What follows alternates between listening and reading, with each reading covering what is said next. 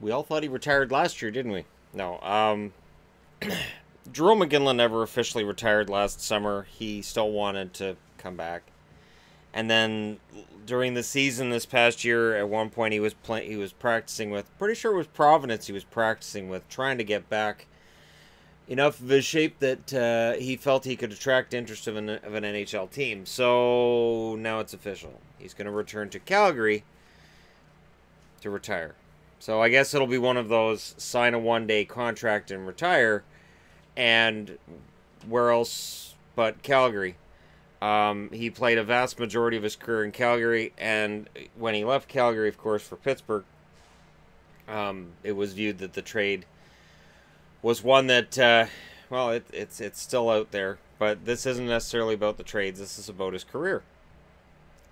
And he was drafted by Dallas in the first round in '95, and then Dallas, of course, acquired Joe Nieuwendyk in a trade that would eventually help Dallas win a Stanley Cup, but at the loss of Iginla. And in the same year that Dallas won said Stanley Cup, Iginla got his highest goal total to that point, which was 28 goals. But that was only the tip of the iceberg. He scored 52 in 2001-2002. He scored 50 in 2007-2008. The year he scored 52 and he got 96 points, he won the Ted Lindsay Trophy, and he was basically the best player in hockey. At one point, there was an argument about whether he or Todd Bertuzzi was the better dominant forward in the NHL. That argument didn't last very long. He was a true power forward. He got his share of penalty minutes. He ended up with 1,040 at the time he retired. He played 1,554 games, got 1,300 points, got 625 goals. So he stands at 13th on games played and 15th at goals scored, I do believe it is.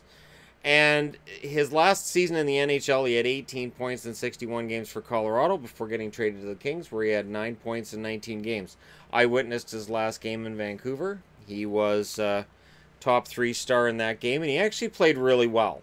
That was why I was kind of surprised nobody gave him a shot this past year at least some role with their team, because I thought he played relatively well with the Kings after that trade, but 14 goals for Iginla is low. And 27 points, also low. So he ended up finding himself out of work last year, and now he's going to call it a career. And signing a one-day contract with Calgary just reminds us he probably should have stayed in Calgary.